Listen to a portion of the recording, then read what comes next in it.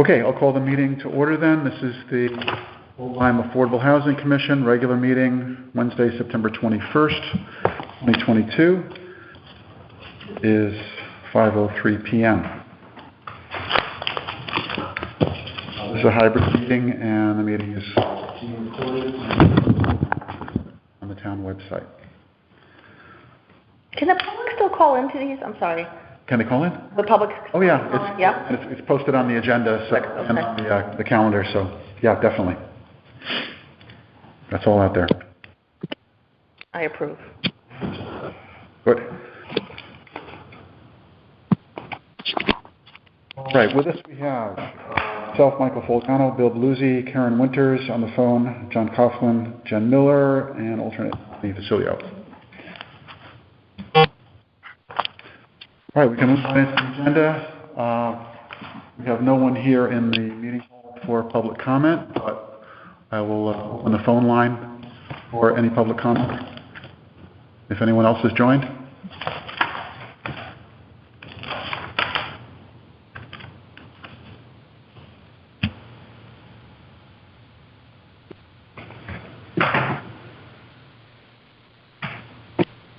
Okay, hearing none. We'll close the public comment and move on to item 3 on the agenda, which is approval of the minutes from our August 17th, 2022 regular meeting. So we'll... Motion to approve the minutes? Thank you, John. Is there a second? I'll second.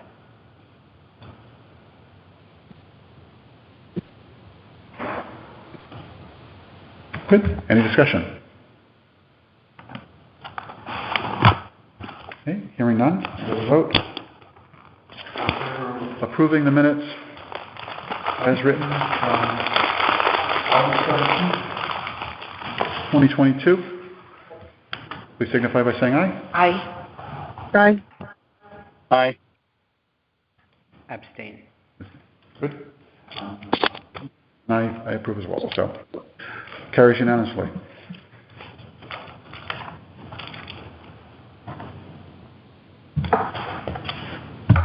Olaf, we've already moved by the public comment. Was there anything you wanted to offer, or are you just joining us? I'm happy to answer. Thank you. Very good. Welcome. Okay. Item 4, updates. Okay, we got a lot to go through on the updates tonight.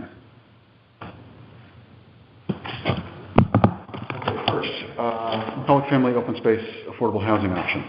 All right, we've actually had some movement on that. After our last meeting, I did reach out to Tim a couple of times actually, and requested that we get some guidance and some intervention on the part of selectmen.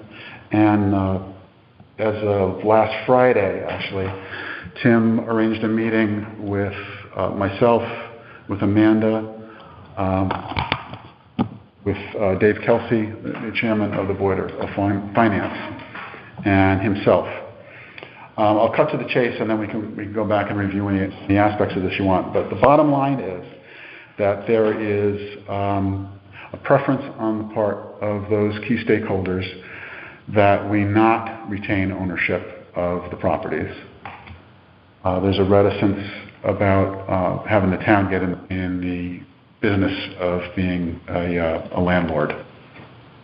And the preference on their part, which was across the board from the folks in that meeting, was that we actually go to what we had originally discussed, which was engaging someone like Hope or Habitat to take the property and to develop the 2 units of affordable housing on there. And Tim is prepared to reach out to Hope and Habitat and any other potential developers we have to move that forward. I did mention, Anthony, the very enlightening bit of information you brought to us, in that other state housing authorities might be a resource in this case too, which would generate a lot of interest. How do you get the information out to developers that may be interested? Like, how do you get that out there? There's two ways. One is direct outreach, and the other is to do an RFP, which gets posted on a state website, and the folks who do this monitor that pretty closely. Yeah. So I did make the case that having the town retain ownership would be an engaging activity for the town, and also the revenue stream could potentially, in addition to paying back the original purchase price of the envelopes to the open space fund, could provide an ongoing stream that could actually contribute to an affordable housing fund in the future. So I feel like this was a change of where I thought the town was receptive to this in ownership. Is this because of the money issue? No, I think it really was when they, I think that was part of it. I'm not going to say that wasn't part of it.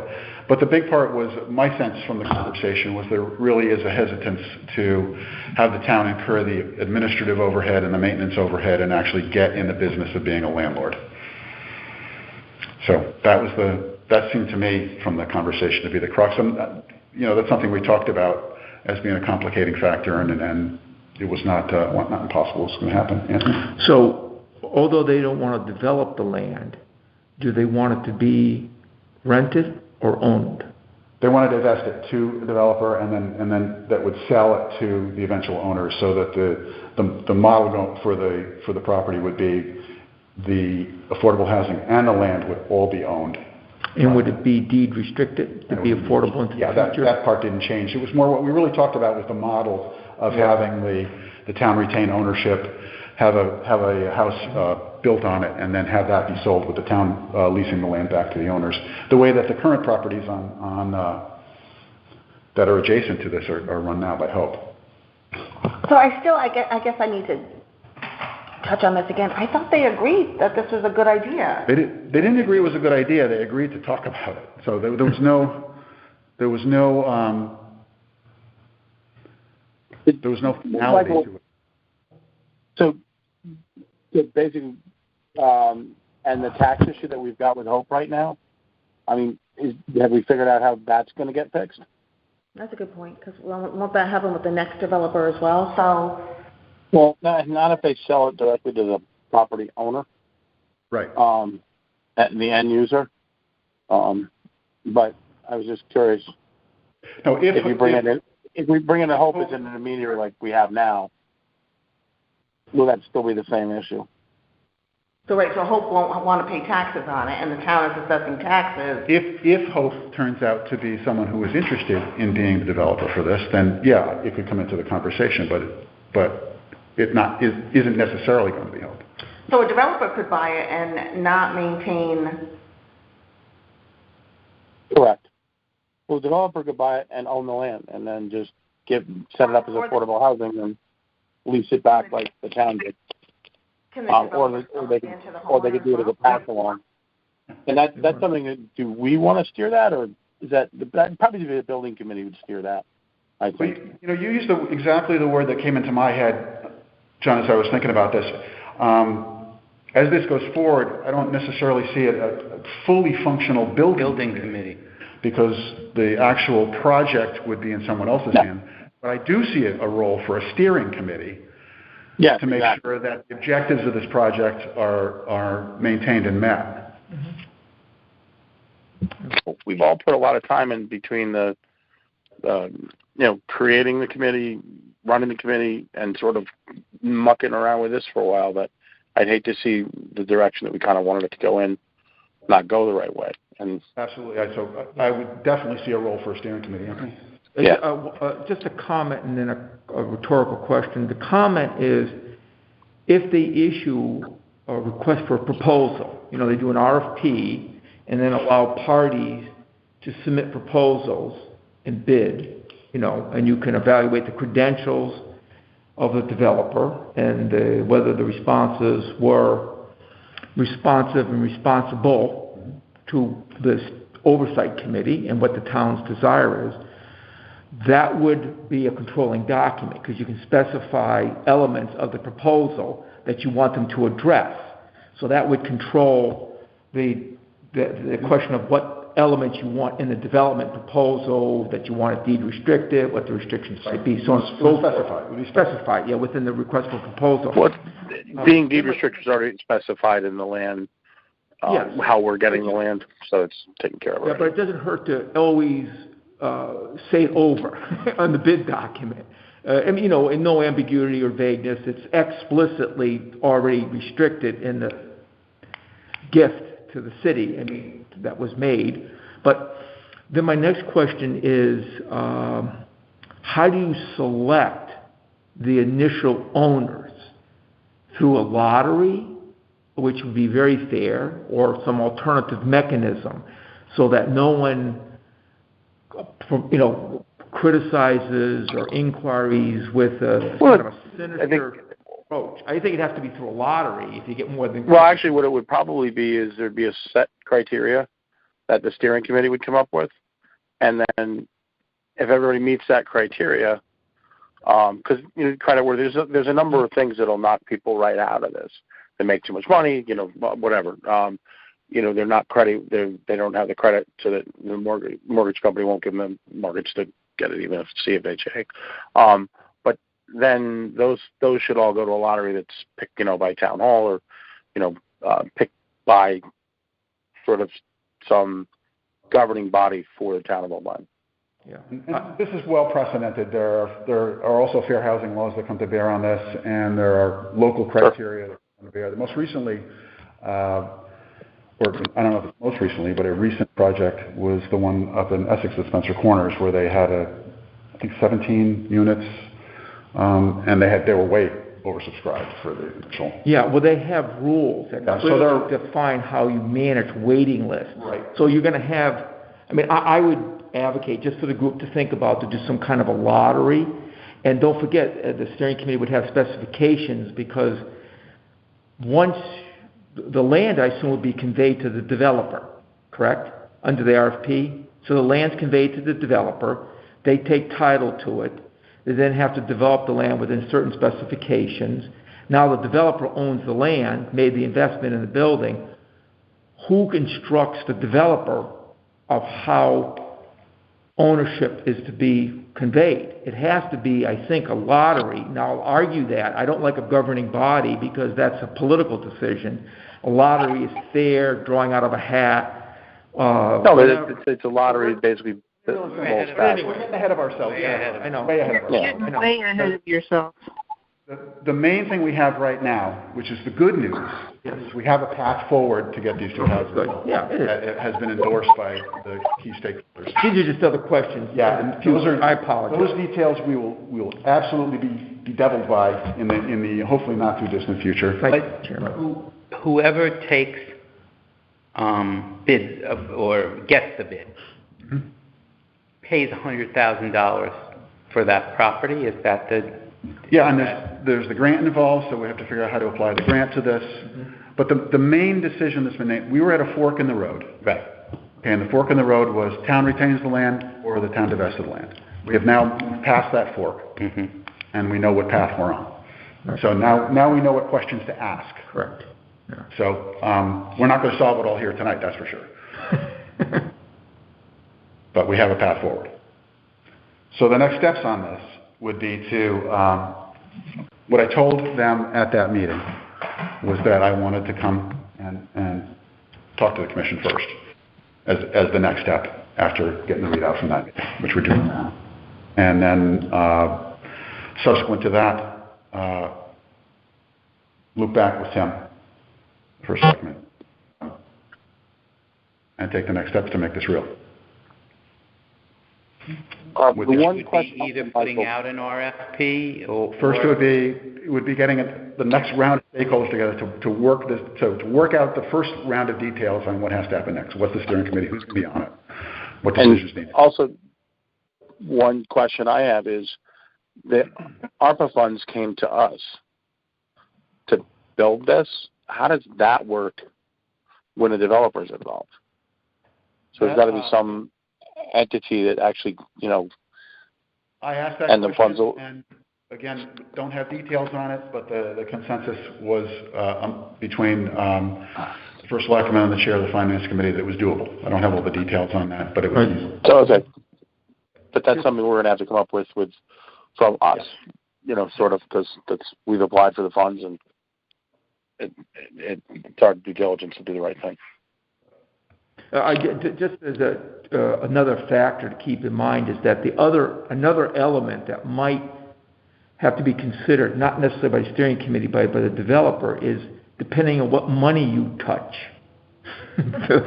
Flowing with the money might be certain requirements. Regulations get triggered. Because you can get 3 to 5 subsidies that might be in there. So, for instance, if they go out and get a Section 8 voucher and project base it, well, that just settles that. That's just a whole different world. So what money is touched, too, can influence this ultimately. And I do think whatever steering committee should know that once they give up control, unless it's specified up front to the developer, you lose influence very rapidly because it could affect for or against financing option.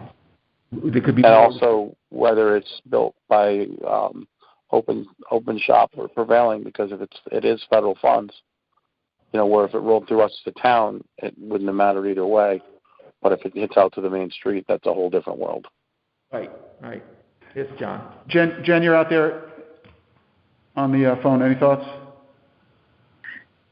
Yeah. So I would say, I mean, my only experience is not like Tony's with the federal or state level, but let's just say, hypothetically, that a group like Hope or Habitat is interested in purchasing the property with whatever stipulations come with it. Obviously, it would be deeded affordable forever, but whatever other stipulations you want to put on it. For instance, Habitat would in no way capitulate to having, a steering committee run a lottery system or things like that for family selection. They have their own process internationally for family selection, and they would follow that process. In fact, they've already figured out how that works, and it works ethically and the right way. But exactly. But what the point is, if we have Joe's construction company that's going to build it, and they, there's got to be some sort of an avenue. Stipulations. Yeah. Exactly. But even if we do an RFP on this, we're going to have stipulations, sort of. And do we do the RFP? Does the Board of Finance? How does it, and how does this whole thing marry forward? When we held ownership of the property, it all made sense. But now, you give the land to the developer or sell it to them. That's another question. We have the ARPA money. That is another question. There's a lot. They actually made this a lot harder for us than it was. If they held title. In the short term, yeah, I agree. It's still very supportive to me. I feel like they're not engaged in what we're trying to accomplish. No, I don't. But they don't deal with it every week. Every couple of weeks like we do. We have, but they're supposed. This is not for us. This is not for us. I agree. What I'm saying is, they have a lot of other things that they're vested in. So this is just one more thing on their list of things to talk about or to do. Well, I think if I think about it and think about the time and resources required to complete the project from soup to nuts, if you will, once we turn it over to the building committee, not even just to say the creation of a building committee of dedicated volunteers to be able to see this through, including legal, banking, and on top of the construction professionals that we would need.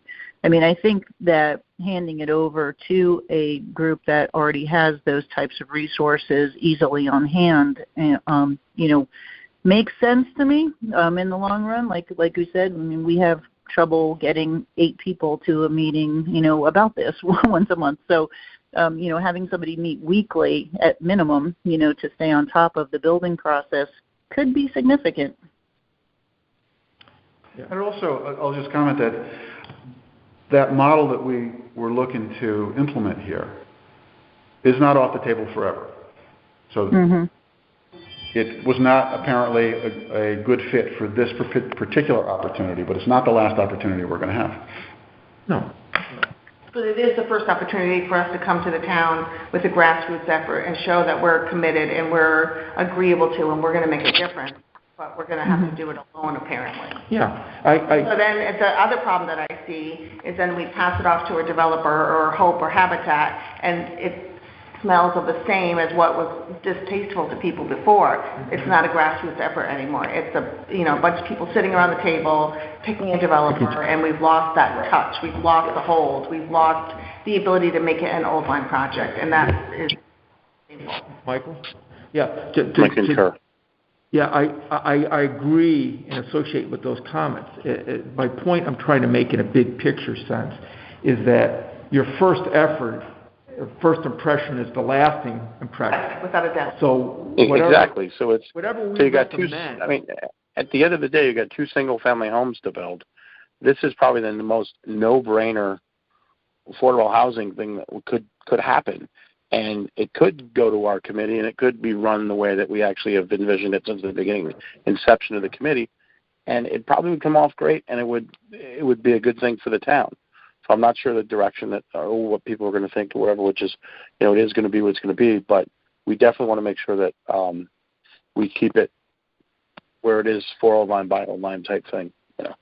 I got a slightly different take. Can I finish my thought? I was interrupted, so I'd like to finish. Please go ahead. Good, thank you.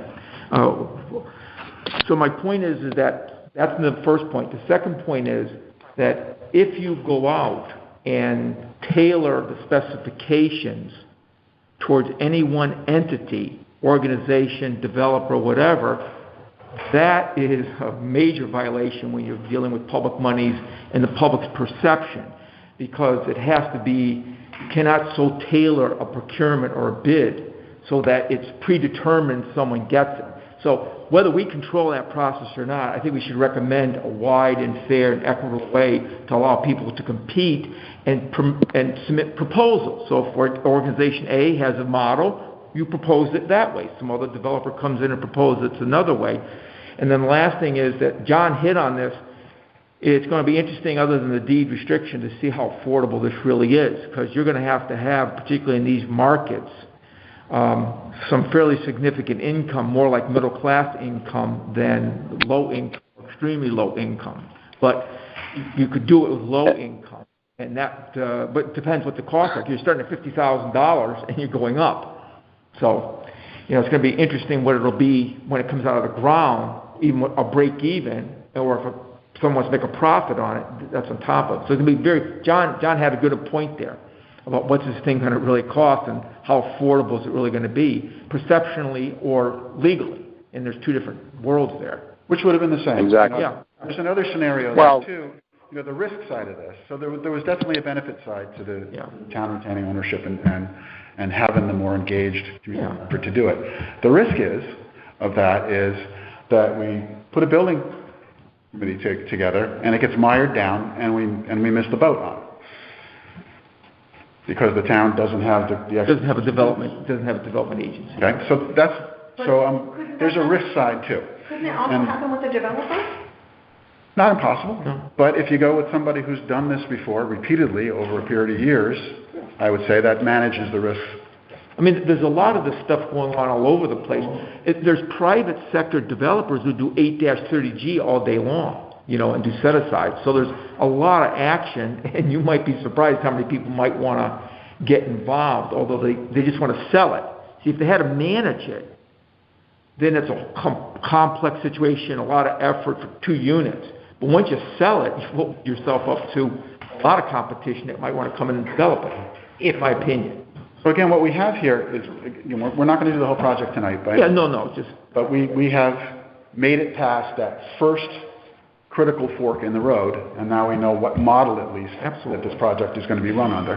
That's good progress. And that was a gatekeeper. Yeah. Right there. Yeah. So we had to know how we were going to proceed. We had to have that answer, and now we've cleared that gate, and we can move on. And I'll remind us again, we have 2 clocks ticking right now.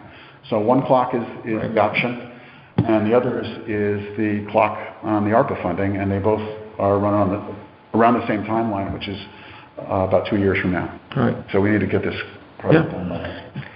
When we were talking about having a community build, there was some talk about, in that process, being engaged with Hope or Habitat. That's, if Hope or Habitat were to run the project, would they not encourage or want community involvement? I mean, my understanding was that they would. So it still, I don't think this means that therefore we lose the opportunity to have community involvement and community engagement, because I felt like all along we were talking about, well, if Habitat did this or if Hope did that. So, and that was we were not talking about them owning the project. So I don't think we have to despair that what we had originally hoped would happen can't still happen, especially if it's one of those two. And I don't see another kind of private developer coming in to want to do this. They're not going to make a profit. Whereas Hope and Habitat, that's not their. Well, let the market. I say let the market speak. Yep. My opinion. Here it goes. You see, there's a lot of nonprofits who do this all through the state. They're all over the place. So it's not just here. They could bid in Connecticut, out of Massachusetts. You raise a great point, Bill, in that. That's a great point. Yeah, I get it. And actually, This transactional model does not preclude having the community engaged and part of the process. So one question though, Michael. I thought that if we took the ARPA money and bought the land from open space, that would stop the clock. The ARPA money was not allocated to buy the land. The ARPA money was Allocated to do the project. allocated for planning, Site work, and construction. Okay, so all right, that fixes that easily. Although, that was the only other thought that I had, is there any way to get any kind of a ruling on that? Like they said they thought we were within the, I don't know. Yeah, and that's... Find out if that's, because then it's not, because no matter what, if the 100,000 gets rolled into that, I mean, one way or the other, this is going to cost $100,000 more than we had thought it would. Even figures here that you go through here is minus the mortgage. So the ARPA committee will need to get involved as we figure out exactly what the path is to maybe it's a possibility on what we can do. So yeah, that's one of the open questions. But again, because we have a path forward now, we can start to line up what the questions are. Sounds good. Yeah, I know it's not exactly where our first choice for how we wanted this to go, but myself, I'm just glad that we have some clarity now and we can move forward, and we have a path forward. Yeah. Okay.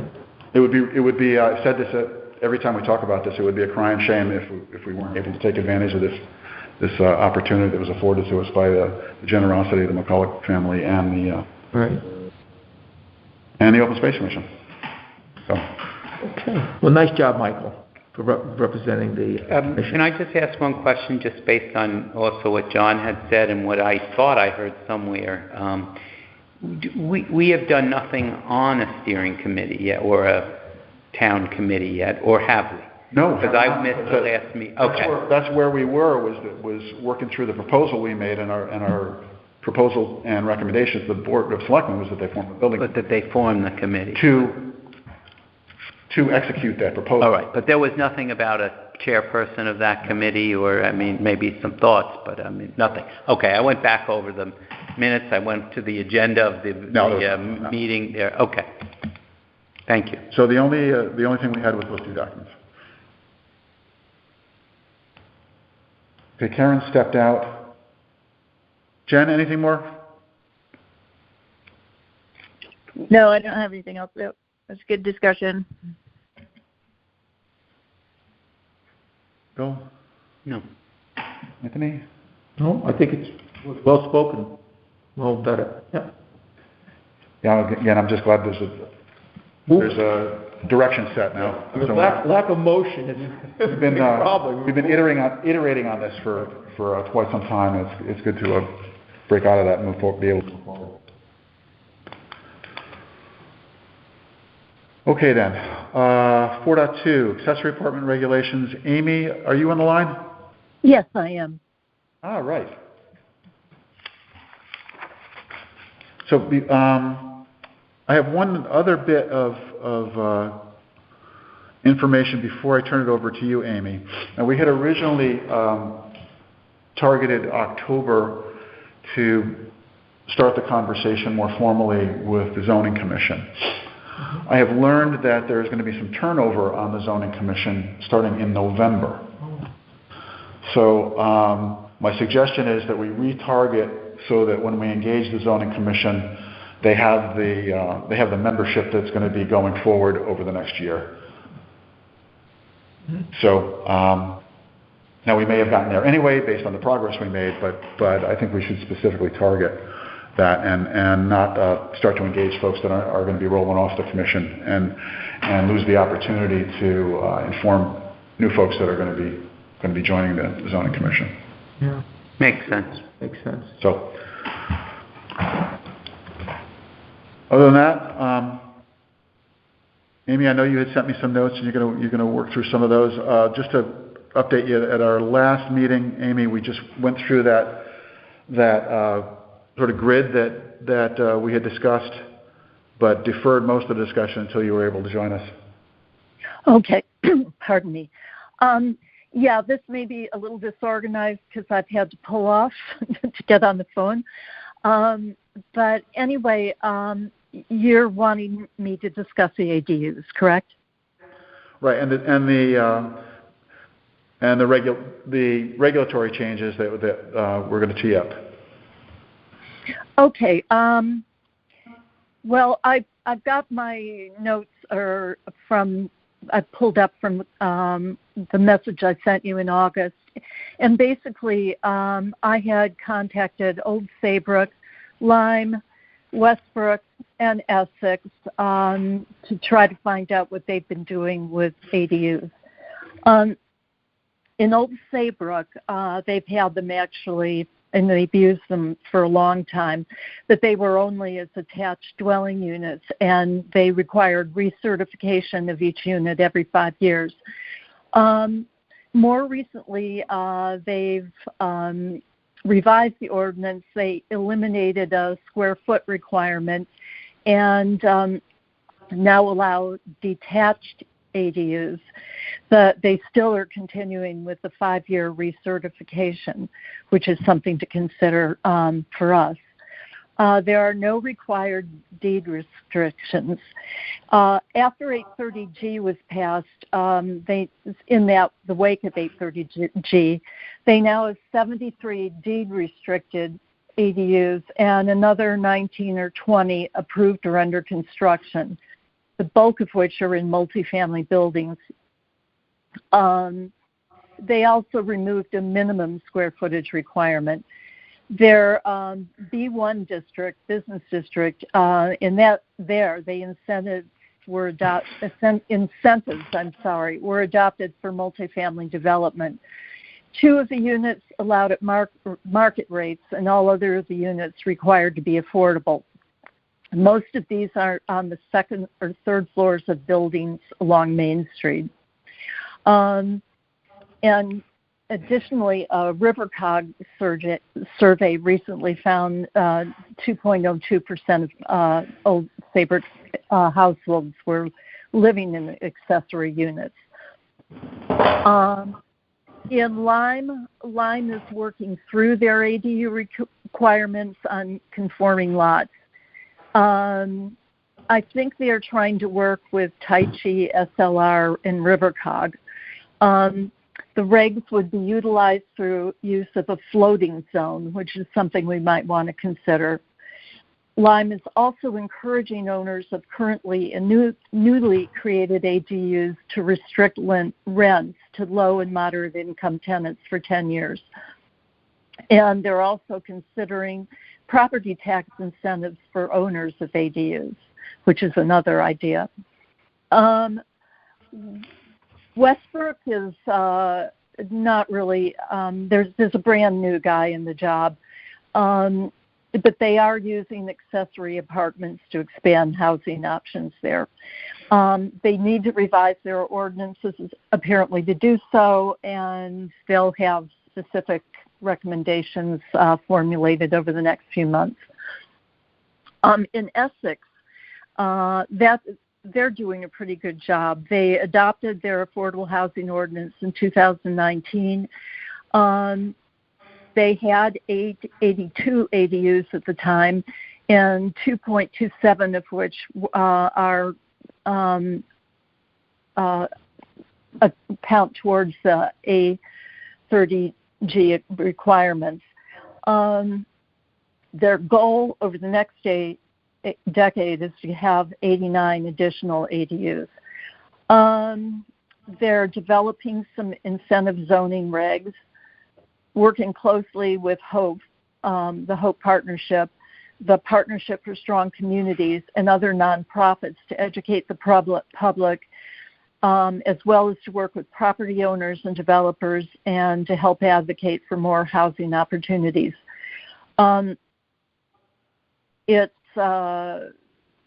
So they're really looking towards rental and multifamily options. Westbrook hasn't done much. That's Old Saybrook. I'm sorry because I'm in the car.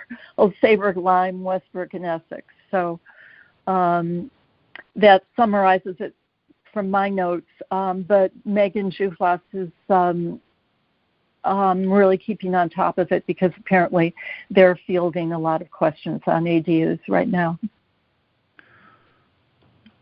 Great. Thanks, Amy. Quick question on the Essex thing. Yeah. So are they looking for 89 accessory dwelling units in addition to their goal, which was 70-odd, I think, if I recall correctly, from their affordable housing plan, qualified affordable units? Their goal for the next decade is 89 new units, and they Okay. So not just apparently ADUs. have 82. But okay. So that's not just ADUs, that's total affordable units of all stripes. Yeah. 82 of all stripes and 89 ADUs over the next decade. In addition to the 82? Yes. Oh, wow. That's aspirational. That is. Yeah. So, but when we think ADUs, just in, Amy, what you said, in some of those places, they're third stories above stores or above a multi-family apartments. I guess I just think of ADUs as add-ons to a single-family home. In a residential zone to a single-family home, right? Right. Not mixed use. But they're calling them, they're ADUs. They're not apartments.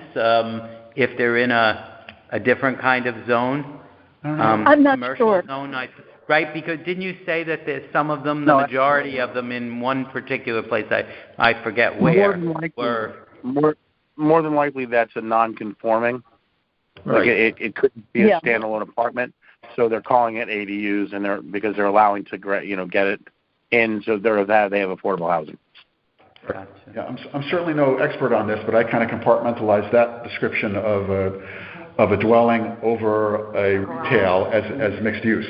Yes, Correct. different. Yes, Yeah. yes. ADUs So, are okay. non-conforming, allowing with restrictions apartments in a residential area. And those are That's how they get it. That's how they do it. That's Right. and for Old Lyme, those are the regulations that are really restrictive here. Right. And the ones that we're looking at trying to relax. And this chart that I guess the proposed accessory apartment zoning regulation changes. And that was The draft from last month? The draft, yes. Because I wasn't here last month, so forgive me. Where did this come from? Is this what would like to propose, or there's been talk about, or? That's the result of a combination of a survey of what some other towns have done, a conversation with some of the experts at RiverCog, and actually that's it. Yeah, But not with Old Lyme.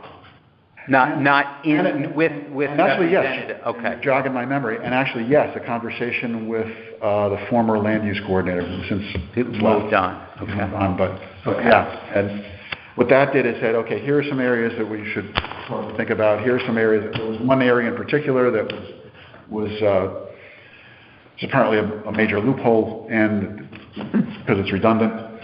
That being, if you have an addition for an ADU, it was prohibited, but then there was a path where the homeowner could put an addition on without it being an ADU, and then subsequently apply for it being an ADU.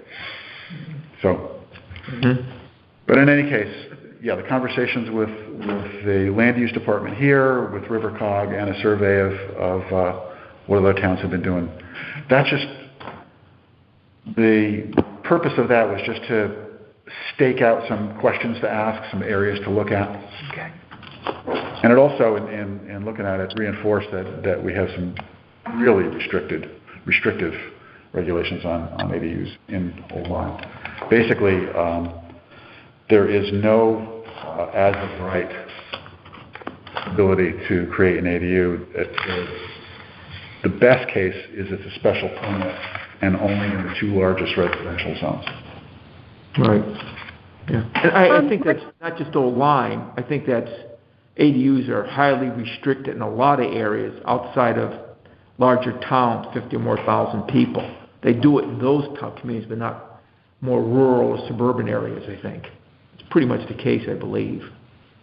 I'm not an expert about the whole state, but I think you'll find that to be mostly urban areas, communities of 50 or more thousand or 40 or more thousand. Right. Because people want to add income and they have dense development. They can't redevelop, so it allows them to provide more housing.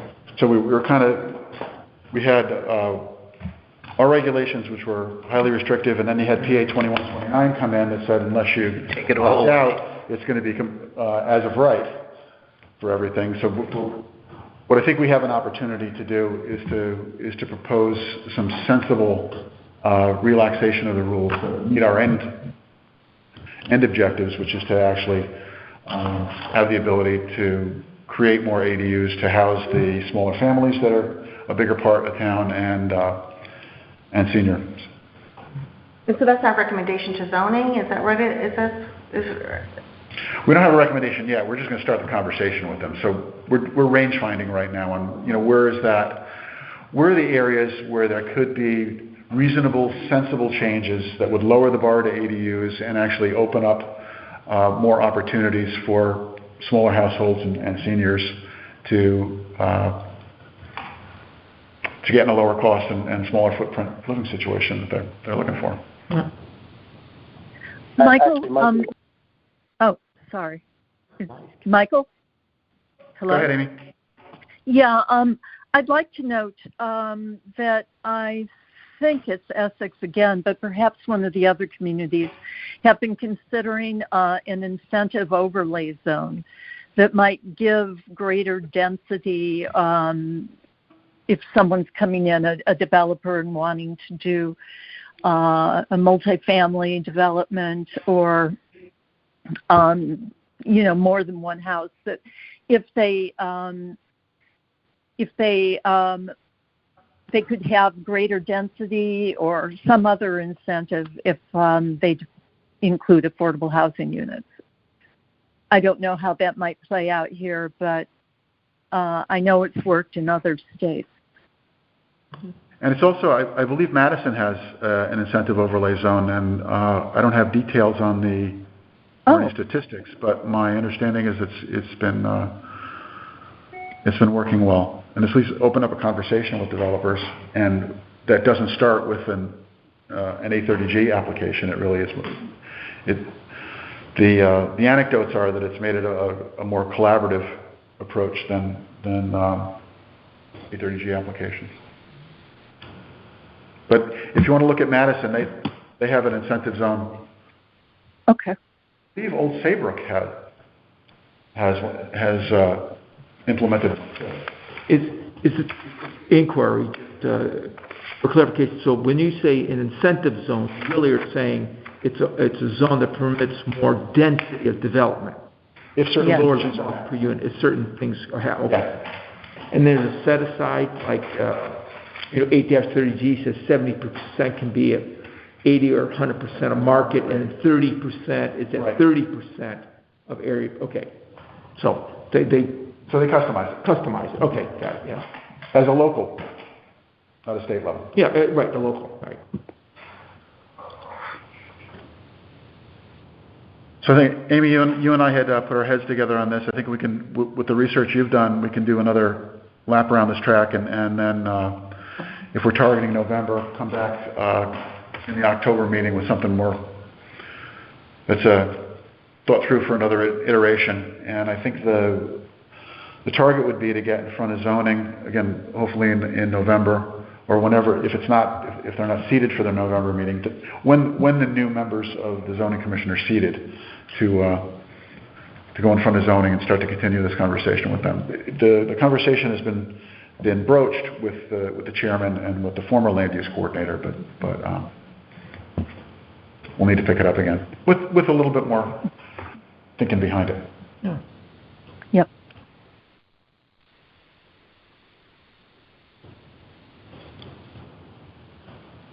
Okay, Jen?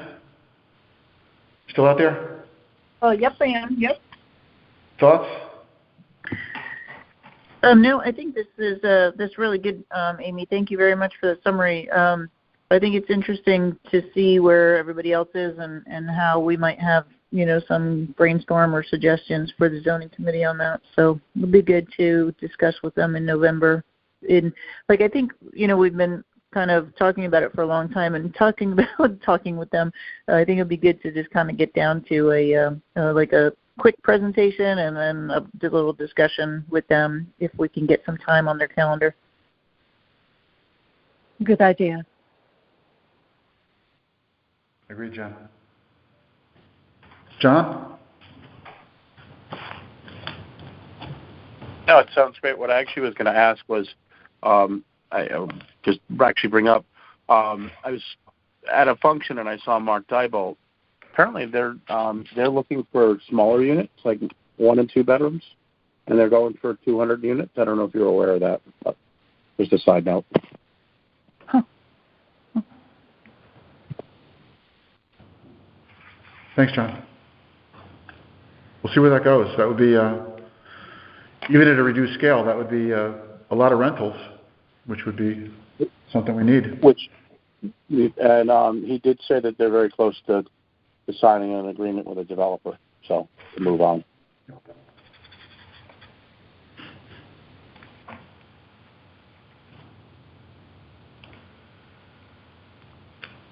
Okay. There's nothing more on the ADUs. Bill wasn't here for the last time, but we said we were going to wait for Bill to come back before we talked about the next round of community engagement. I did take a close look at the technical support grant we have from the state, and we can expend funds on that up until October 31st. Okay. So we do have some remaining funds. I do need to get back with our finance director, not the finance commission, the finance department here, and make sure that those funds are still available. But regardless, we should do a round of communication, and I believe, based on the last correspondence I had with finance, that we should have $5,000 to fund preparation and the mailing.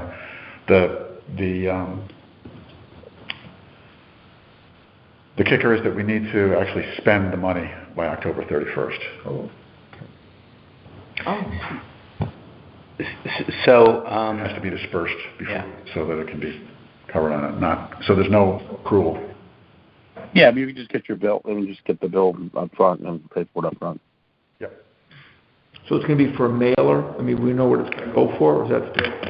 Bill? So, Michael, when Michael approached, said we have about $5,000 left from this grant that would go. It might be a good time for us to send out a mailer, and so, it forced me to go and look at everything that we have online. We have great stuff online.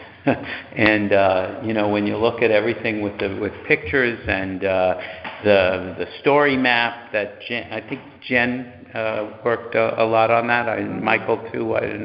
Karen, I'm not sure. I did not work on that. No, but anyway, the story map, the public presentations that we made, all of these things. So basically, at Michael's From SLR took a lot of the materials that and put it together. Well. And getting it there. But it's really good to give people, right, an idea.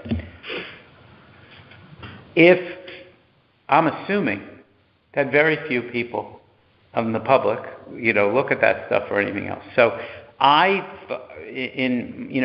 said, here are some thoughts about things maybe we should cover.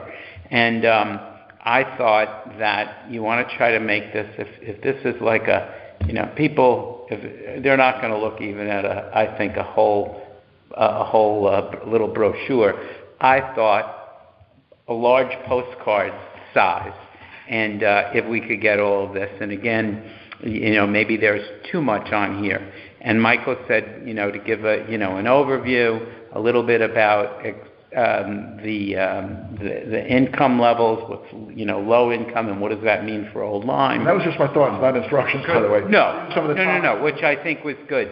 What I felt is that it didn't say that we should say something about who we are, not our names. I didn't feel that was important to put on the mailer, but who we are, what we've done. That in this time, these were the priorities, and so I put things like the $15,000 grant received, plan completed, adopted, and submitted, the development of the houses in progress, but also apply for the ARPA thing, completed and awarded $150,000, so that people, and I think probably if there's anything, at least that should be a very important piece to say, this is what your commission has done.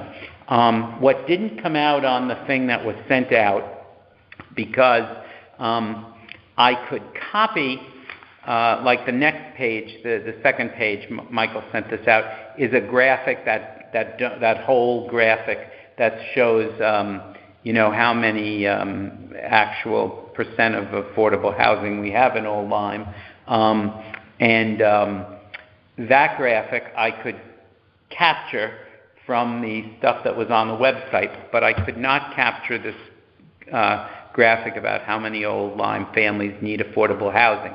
So it was the one that shows what's 51 to 80%, the low income. I think I have a source to do that. So the thing that's missing on what Michael sent is that little. We've seen it before. Yes. It's that. All right. It's that. Oh, good. So what you sent me, I couldn't even make out. But, right. Exactly. Okay. Then I sent you the page that it came from in the plan. But anyway, because in that it tells how many homeowners in the town it affects. It does tell what the actual amount of money you have to make for a family of 4 or for a single family to be in that bracket. Now, the only thing we have to look at is these were probably 2018 figures. The thing that we mocked up about what we were doing when we were talking about 2022. That was 2022 figures. So you just have to sort of either say what it is. So, and then a little bit about accessory dwelling units. And I had a line that I thought was, that they said the state of Connecticut, through Public Act 2129, established a way for local municipalities to ease the requirements, while Old Lyme has understandably opted out of the regulation that would make virtually any ADU as of right. I want to try to say that in the best way I could. That the commission, now I said, is working with the zoning board to ease current restrictions. That may be a little too, I don't know, say plans to work with the zoning board. Future tense. Or would like to work, and maybe not even say to ease, to make visions ways, possibilities for changes. Yeah, so something like that doesn't even, hopefully this will pave the way for creation of additional affordable housing units in town. And it's a zoning commission. And then on the end, just want, check the website out, large amount of information, the commission when we meet, and look for ways to become involved in the houses to be built on the McCullough property. Now again, I'm not sure if that's, did I spell McCullough right there? Sometimes I had a teacher whose name was McCullough, and I always spell it. No, I think that's correct. Did I miss that, or is that an older mailing? Is this new? This would be, Michael sent this out in with today's agenda. And, No, so- it's a draft. but it's just a draft of something. Now, the only problem that I don't know if this is, to me, it still seems like it's too much even to get on a page. You could, my thought was It's right here. yes. And what's missing on page 1, Yeah. the page before it, if you run it off, is this graphic. Oh, That has sure. it didn't Well, come out. I had to, in order to send it to Michael because of this, I had to scan it, and the scan just was too Right here, down in this section. Exactly. So That's what was. And we can Now- actually rerun that with 22 numbers. so matches. this could be done. Now my problem, however, so I would envision that this or something like this be brought to a graphic designer. I think within the $5,000 range, we'd be well in a designer being able to do something with that, and probably pretty quickly, and being able to produce that. And Although, keep in mind that I think mailing costs, if I remember, I'm drawn on unreliable memory here, I think it's like $2,000 just to do the postage and the printing. So the design work would be for old line. It should be pretty. Do you think that would be, I don't envision that, something like this. Now, you could make it more camera ready. I'd need help to do that. Could make it camera ready. And now my problem is I'm going away Friday for 3 weeks. Oh, good for you. So, somebody would have to run, I don't think that can wait. And I don't know if this captured everything. Michael said maybe there was a thing about, I don't know if, other things you'd like to capture. I think I thought to myself, well, what's the purpose of this? The purpose is to let people in town know there is a commission that's doing stuff about what was presented to it, has accomplished certain things, and here's where we are. Yeah, the note I responded to you with was directionally incorrect because it would add material to this, but as I'm thinking of, which was trying to capture some essence of the housing study to say where the gaps are, right? Where's the need? But as you were just talking, I'm thinking maybe that graphic could be replaced with not just the demographics, but combine that with the housing study and just say, here's the demographics and where the biggest needs are. So combine them. That was my email comment to you when you sent this in. Right, about that. And then, however, after you did that, I went back and I tried to find that where it actually said that, and I couldn't glean that from the statistics that I saw. So it's deep in the data that they sent. It might be in the data that came later on from when they were. It was in the build. Was it the part of the thing that had the build-out analysis and? No, it's in the somewhere else. Well, it's deep in an appendix, and I know where it is. Okay. So. Or I'll find it for whoever's going to take the ball for you. Yeah, but so I would need somebody to do that piece, and then I don't know. Maybe this is not the most relevant information that's to get out. Well, to that point, we had identified last meeting. You weren't at almost every topic we came up. I said, all roads are leading to outreach, and we really need to inform the public about some of what's going on here. Yeah. To help enlighten them and help position them to be part of the discussion. So whether it's ADUs or the McCulloch option or the needs analysis, I think that's all relevant. And take it. I I really like what you did there in saying what the commission's been up to and citing the progress we've made. We tend to look forward and like even doing that was helpful. Celebrate our wins a lot. We just keep moving forward because there's so much to do, but that's not a bad thing to do. But to one thing I want to address quickly is, so you're going to be gone for 3 weeks.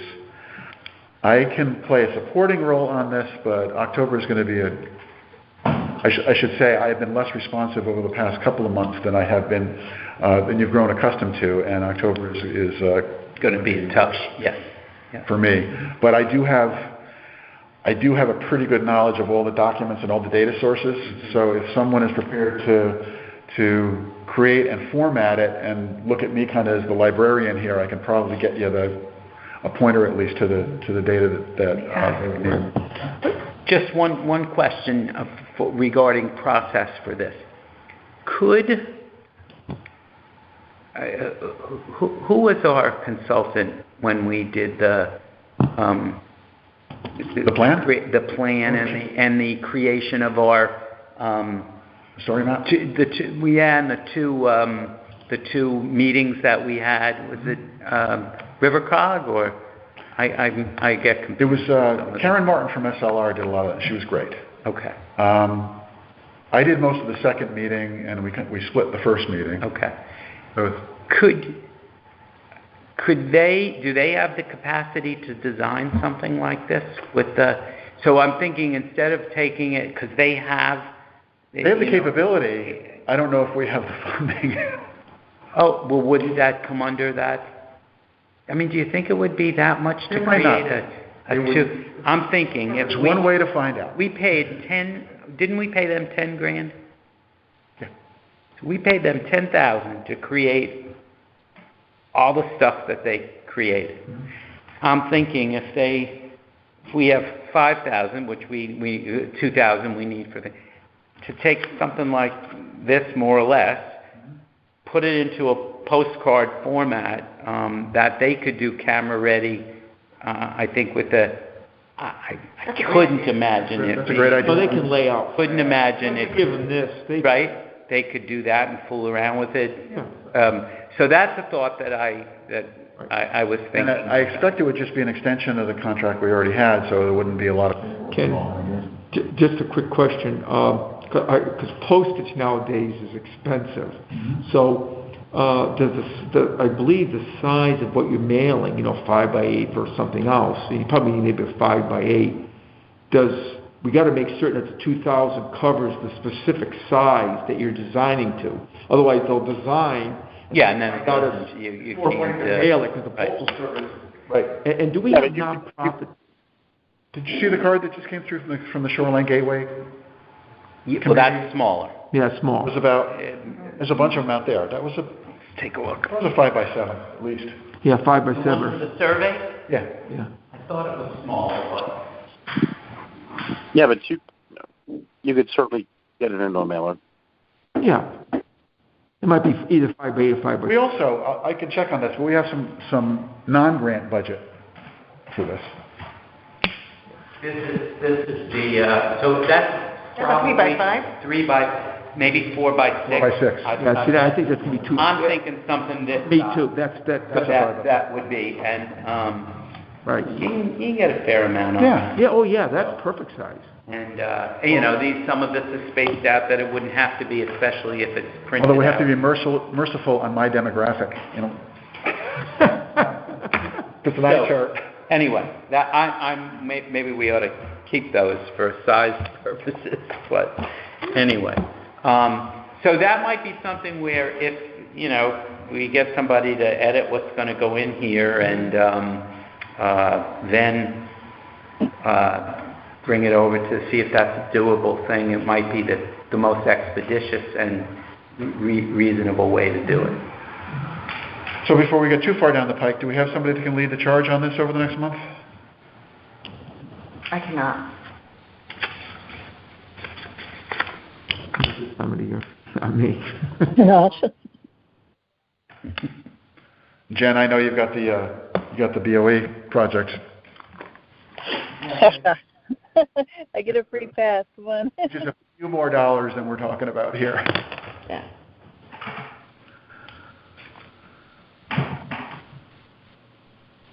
All right, hearing none. I can certainly help out. I mean, I'm quite busy the first week of October with the accounting stuff, but I could help out.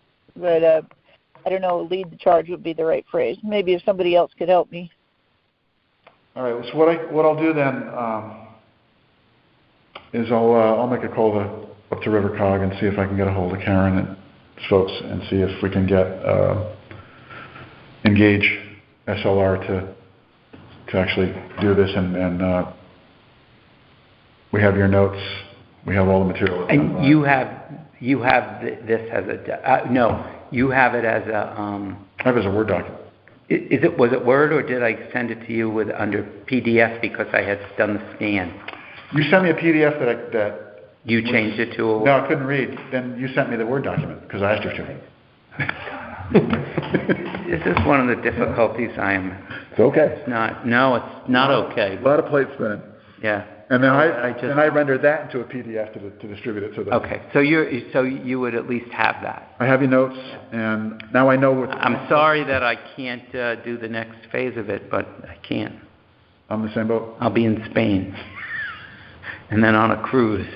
So poor me. I don't think it'd be a lot of work. I don't think this is too bad if you pretty much like what's here. Yeah. You know, if we have to redo what's here, and then I thought to myself, even because I fretted over this, I couldn't put pen to paper, but when I finally did, I said, okay, what is the purpose of this? It's really to get the word out that there's been something that's been being done, and it puts it in front of people, and that's basically it. So let's don't let the perfect be the enemy of the good. It's better that we get something that's intelligible and useful out, even if it's not Right. not highly beautiful. If you can get a graphic artist in this area, I know people in other parts of the state, but I don't know anyone here. I mean, seriously, having a nicely done, graphically rich card would be nice. But if we can't get that done, then let's fold an 8.5 by 11 newsletter type thing up and send it out. If that's the basically could do. I think give them a call. Yeah. See if that's doable for that, and that money has to be spent. And this is a good cause. It would be a good way to spend it. We can't use it for anything else. It only had to be it was for, I'm going to say in general, administrative work for getting things. We have a line item in the grant for outreach. Right. Yeah. So it's for that, and it's so we should spend it and spend it the best way that we can. Does the word version have this filled in here? No, it needs the graphics put in. But I know where it is. I know the source document for that, and I can pull it out and put it in. If you send me a Word version of this, I'll shop it. I'll ask some people if they can get it done in a short period of time, what they might charge. Yep. I'll see if I can find some people. It won't be in this area, but it'll be kind of more in my orbit, my professional orbit. So yeah, I'll try to help you out on that. I can get the. I know exactly where the graphic that Bill was talking about. Do you need this to remind you, or? Yeah, let me take it just because that's luck. Send it to me. I'll shop it for you and see. Get back to you, and you almost a saturation point where for everything that goes in, something's got to go out, and I never know which one's going out. Okay. Good. And again, so we can pull together bits and pieces and get this done. I think it would be a useful closeout for our grant, and it's needed. We need to do this anyway. Interesting. I had a friend that is a business owner in town that had no knowledge of the ARPA application process and didn't apply for funds. And I for the life of me, I'm like, how could you not know? No. How could you not know? But you know, it's interesting. The more I thought about it, my husband wouldn't know if it wasn't for me. So we're missing key people. Mm-hmm. So this is absolutely a win. I mean, there's barely, I'm sure. Well, think of how many people came to our presentations. Right. We had good presentations, and we were happy with what we got, but it's not that many people. No, the electorate in town, I think, is 6,000, and if you get 50, that's a good show.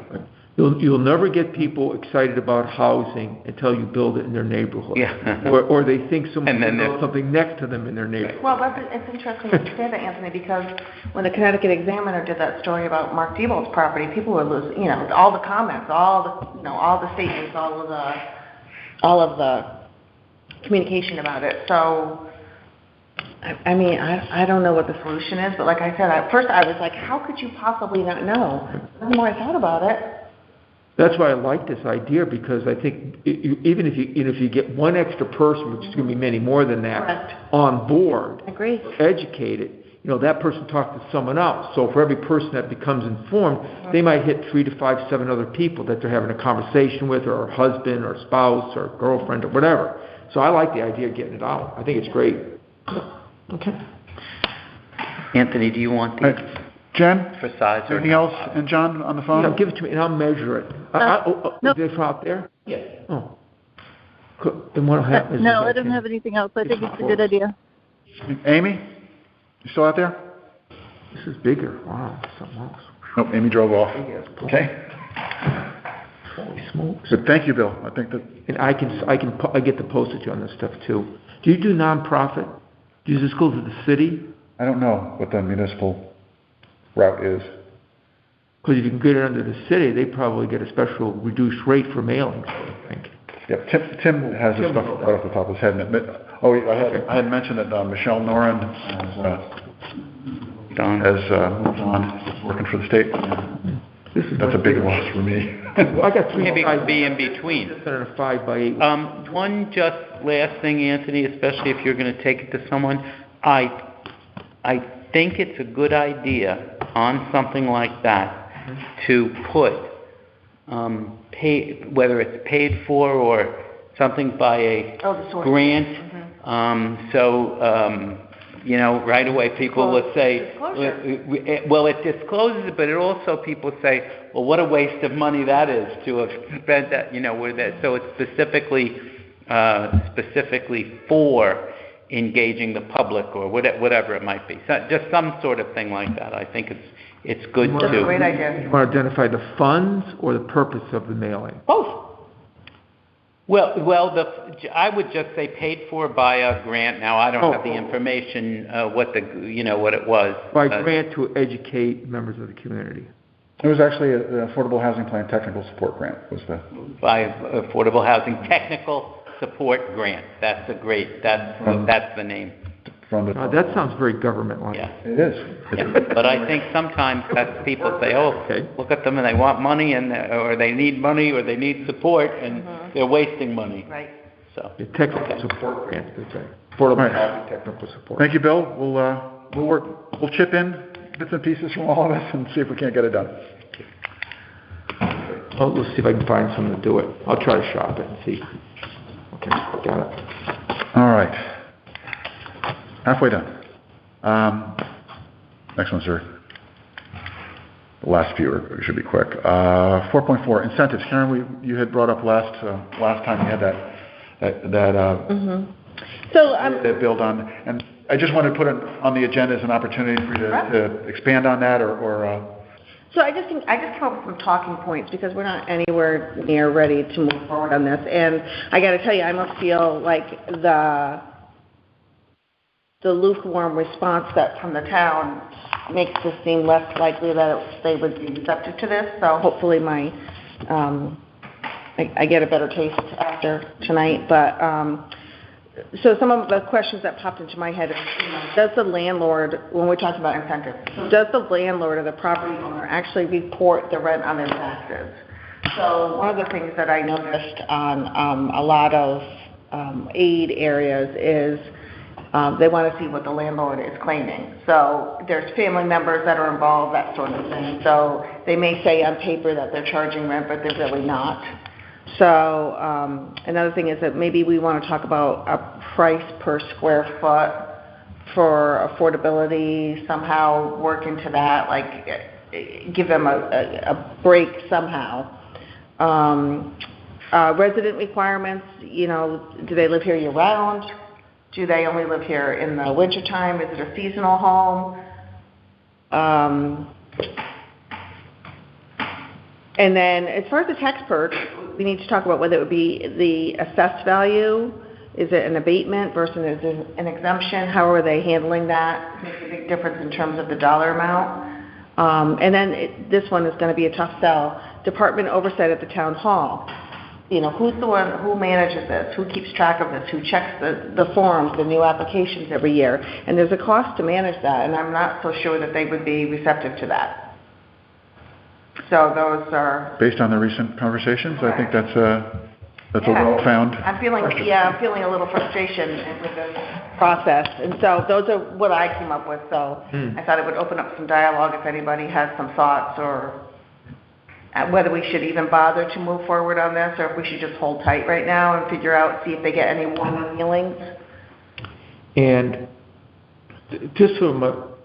Want to refresh on the... I'm sorry, Anthony. Want to just refresh the group on the context for what you just did? Well, it just popped into my head because I was thinking to myself that there are people here in town that are already doing this in an affordable manner, but are not interested in deed restricting their property, and they're just doing this because they're doing it, and it's the way they've done things. So they don't need to get the bureaucracy involved. And I thought maybe it would be beneficial to give these people some sort of a perk to put their name on the list, so to speak, and so that we can count it towards affordability. So it's one hand washes the other with the town. So it gives them something, and then they get something in return, and it's a win in both sides.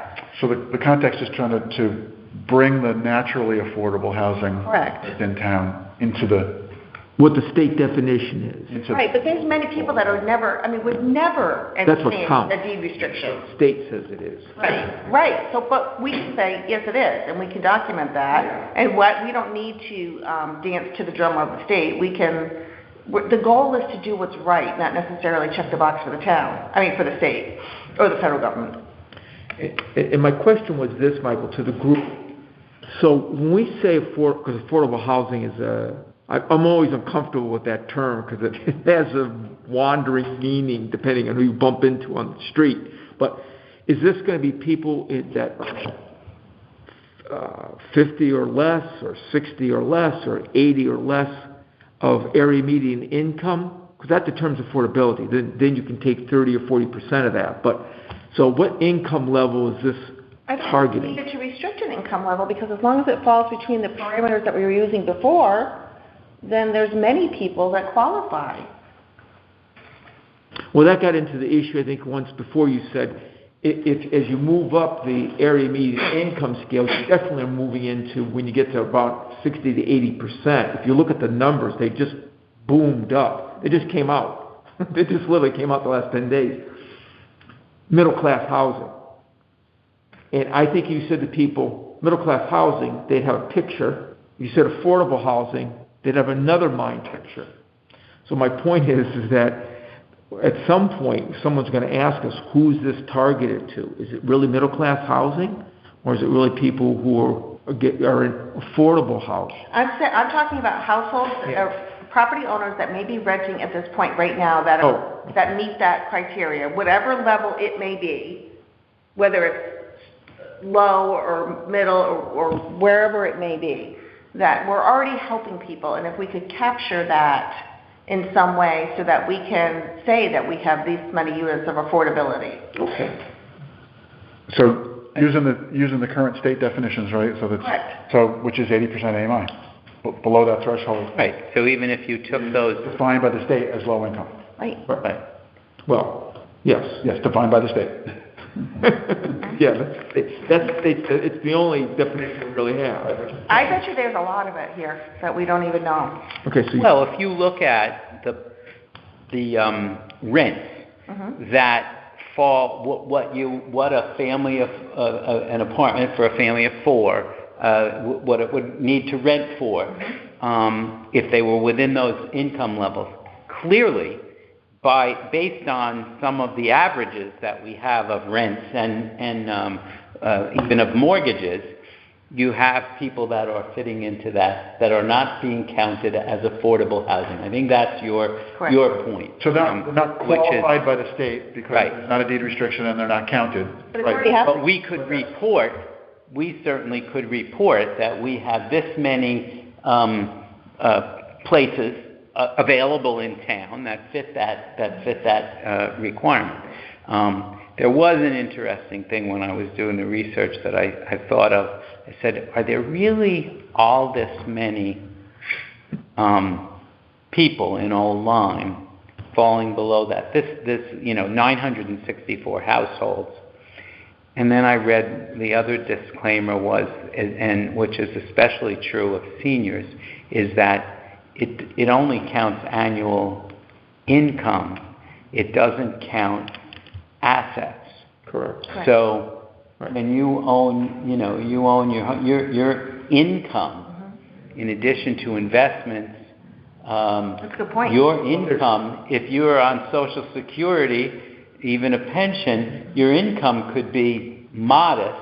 Correct. And yet you own that home. There is no mortgage on it because the numbers were just I wasn't feeling like the numbers were making as much sense. There is a definition. It's a federal definition. Yeah. So when you apply, you could be qualified for below 30% of area median income housing and own $1 million of assets.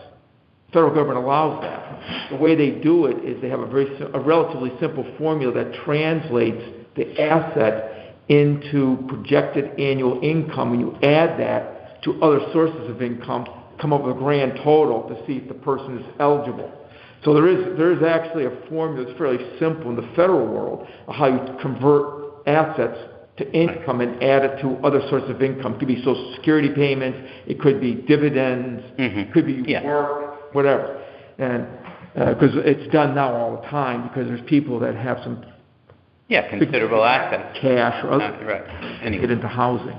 Yeah, I didn't mean to digress there, but you're talking about trying to find ways that we might be able to include some of that in our stock, in terms of naturally affordable housing, and perhaps being willing to make some have some incentives that might allow that to happen. I don't want to put words in your mouth, Karen, but not just document it, but actually incentivize people to do it. Yeah. And that's, there's an element in our strategy that says there's a role for naturally affordable housing. There's just a 4-bedroom that went on the market this week from Mill River Road, and I think it's $3,400 a month. Yeah. That's right. Yeah. But they'll get it. So they're not wrong. I mean, they're not doing anything wrong.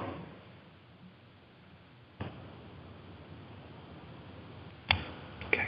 So we'll keep this moving, but I think we're on track here for now. Wait, John, anything? Still there, John? I am still here. I'm good. Just listening. Okey-doke. And Jen had to drop. Narrow membership. Okay, I looked into that. Two things. One is we have the ability to buy a membership for the commission that would have 5 people on it. So, and it's relatively inexpensive. That's the good news. The bad news is going back to Michelle has moved on. So I'm going to wait for the next person to replace her before I take that up. And if we could, Anthony, in the meantime, lean on you to keep transmitting the relevant stuff from I can. Let me just add, since last meeting, I contacted the Connecticut chapter of NARROW, which is very relevant to Connecticut and our community as opposed to some national, but they both have relevance. And actually put out the idea of forming a Affordable Housing Commission subcommittee at the state level under NARROW, and then actually doing outreach to make memberships available. And of course, they're very, very inexpensive at the state chapter, and that would give a forum for this commission or other commission or commission members to get together and speak. We have monthly Zoom meetings, maybe even get into a housing track, like the annual conference was at Mohegan Sun. A special track just for housing commissions. I mean, I envision this as an opportunity of trying to organize and share information in a systematic way under a committee dedicated, an organization dedicated to housing since 1937, and specifically try to bring together housing commissions and commission members. And they were interested in it. So I'm going to continue to try to pursue that interest, and that membership is very inexpensive. It's really inexpensive, and it's a fifer. Yeah. So you get an organizational membership, and you can associate 5 names with it. Right. But- And then start it, and then, we get a task force going like we have. Like we have the small housing task force. We'd have and the executive director was really excited about it, and I wrote something to him so he could run it up the pole on the exec board. Now, I wasn't at the meeting, the August meeting, but we have a September meeting, and I'm going to talk about it there.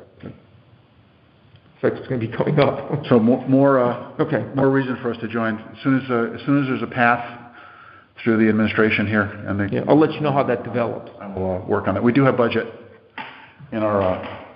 We do have a 2022 budget for our commission to do this, so it's just a matter of finding somebody that can make it work for us. So it's still on the burner. And I'll update you on what happens at the state level. Great. Even if the first, we'd be the founding commission. Not in October. No, they run their own show. There's no when a task force is formed, it can be an ad hoc, and there's no schedule. They determine their own schedule. Sometimes it's monthly, and they get support. That is, we have an executive director who serves on that, and then I'm certain there'll be people who will be interested, who will be helping out or getting speakers or whatever for people that are interested in housing and affordable housing in their communities. So anyway, I'll work on that. We'll see what happens. Great, thank you, Mike. Okay, I made that commitment. All right. Funding opportunities, development opportunities, those are placeholders. I did want to make sure, Jen sent you that list? Yes, I have it. Too? Good, okay. That was the main thing I want to check on that one. I don't have anything specific on funding opportunities. If anyone else does, we can highlight those. But the main thing I want to do is make sure we have that, is that analysis of the town-owned properties is continuing, and that we receive again.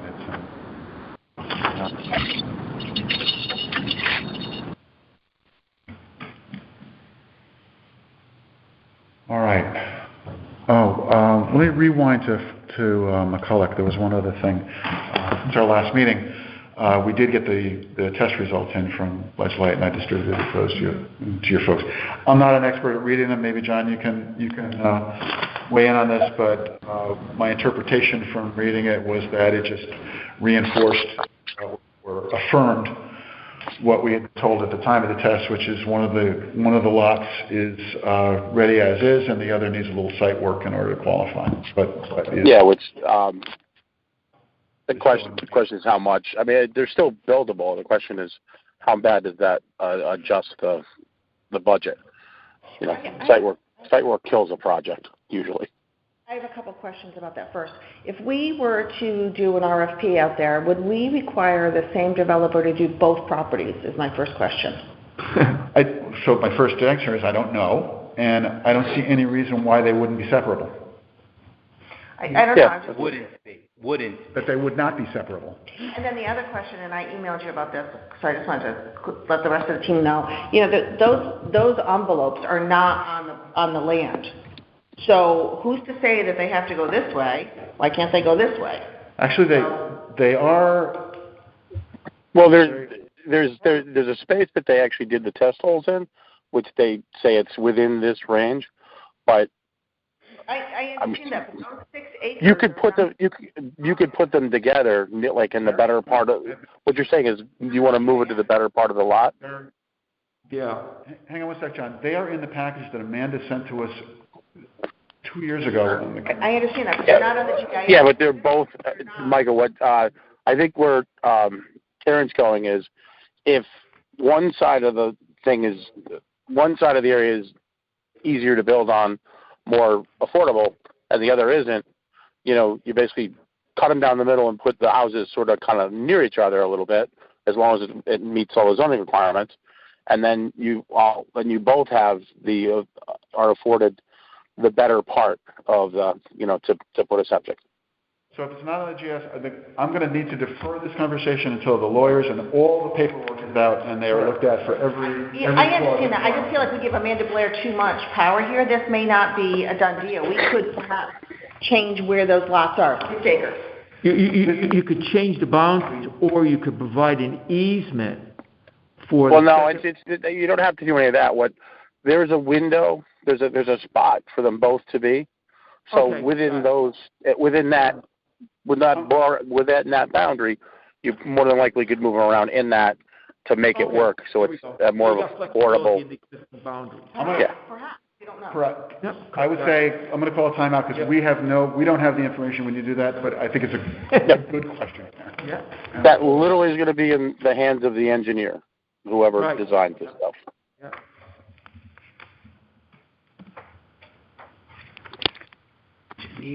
Night work. Okay. Keep hearing ka-ching, ka-ching, ka-ching. Yeah, and there's a lot of paper. Full level of ka-ching, ka-ching. All right, so that's updates. That was the core of the meeting. I have no new correspondence other than that communication from the Open Space Commission with the test results that I forwarded to you all, and we just went through that. Anything else that you folks received that we need to bring up in correspondence? All right, hearing none. Any other business? Oh, I guess in correspondence that Connecticut Examiner reached out to me. Is that part of correspondence? Just so I should have it on the record and then refer them to you? That's right, and Kate had reached out to me today. I just had not been available to talk to them. So no, that wasn't really to the commission. That was an inquiry from the press, but I didn't know if it had to be on there or not. okay. Other business?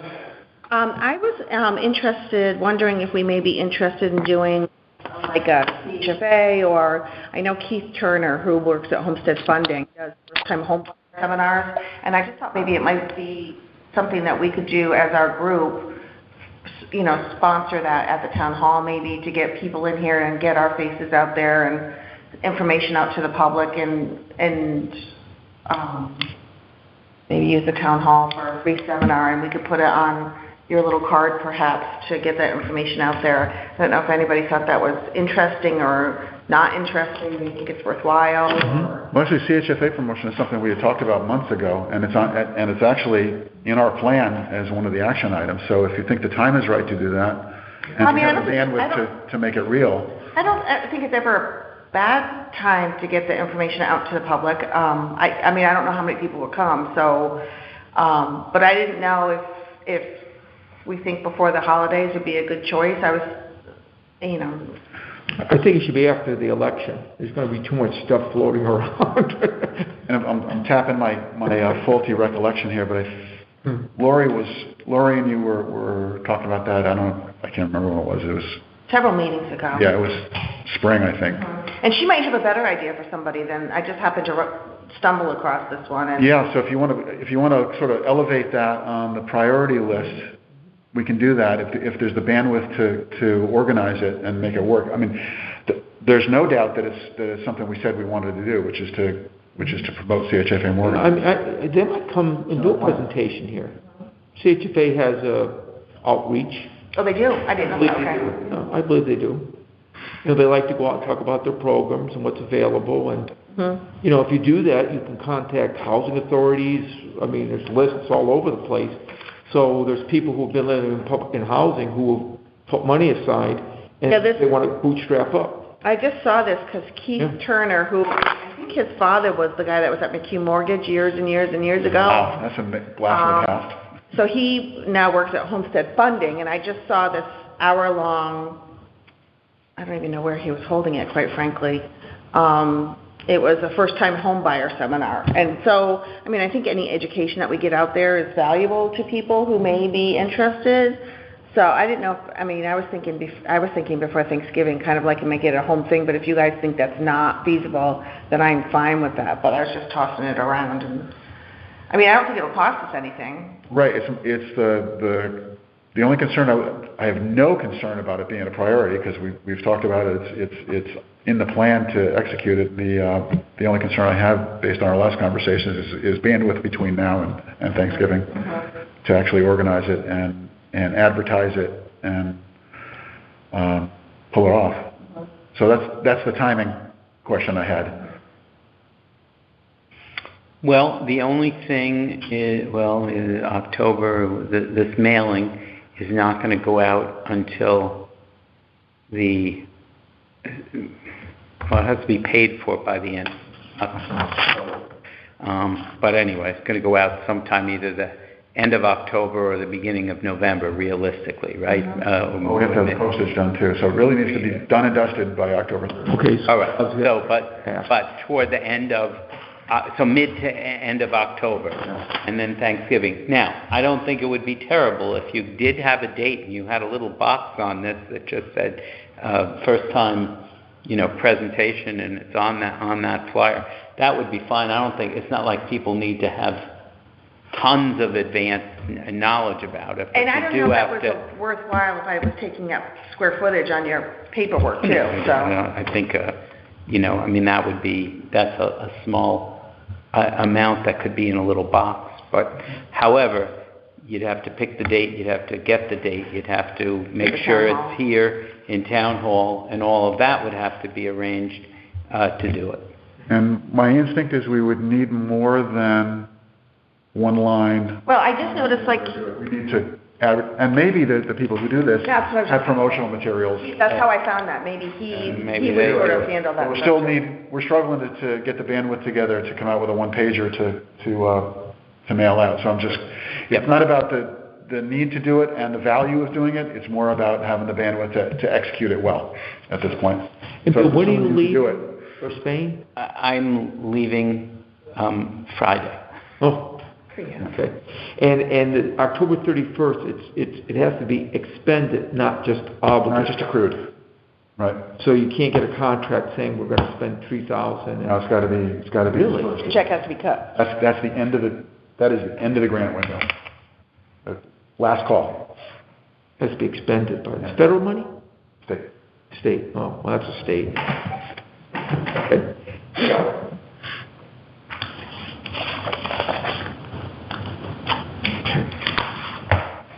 All right, well, I'll reach out to Lori and see what she thinks. About this? Yeah, I don't think this is something we need a special meeting for or any votes or anything. No, I think you can if you come up with that kind of thing and you can make the arrangements for it, it seems like a response. Yeah, I think December's not a good month. If we could get it in November, otherwise I think we need to wait until the beginning of the year. Yeah, it's either November or beginning of January. Okay, I will. I'll see if I can find someone, a graphic artist. But again, Karen, definitely, good thing to do. Yeah. All right. Upcoming meetings agenda. So I have a note on here. I need to reschedule don't necessarily need to reschedule. I will not be able to prep or follow up on follow up on a meeting on the 19th. I'm done that week. I'm going to be father of the bride. He's already watched both movies. Spencer Tracy one. The 26th is fine. You'll still be tired. I just want you to know. Oh yeah. It's really just crazy. Yeah, but I'll have a prayer.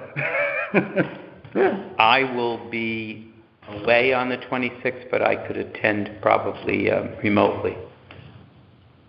It doesn't have to be on the 26th, by the way. That's just moving it exactly a week. Thursday. We could move it to a Thursday. The 10/26. Let me take a look here. So I will, John? Yes. Is it feasible to move the meeting out a week-ish? Absolutely. Easy. Yeah, very easy. All right, I'll send out a poll email then. We'll pick the date. 10/26 is open for me that Wednesday. Okay. Just make it 26th. Bill, he can call in. I can call in. I'll be in New York, but I can call in. Okay. So you're going to send out a note, or should we just put it in there? Let's book it for the 26th. Yeah, I actually already moved the calendar, but So movable, but. Okay, good. Thank you. I mean, you guys could have the meeting on the 19th if you want. You might want to get away. I will be disposed. So it's going to go to 10/26. Okay.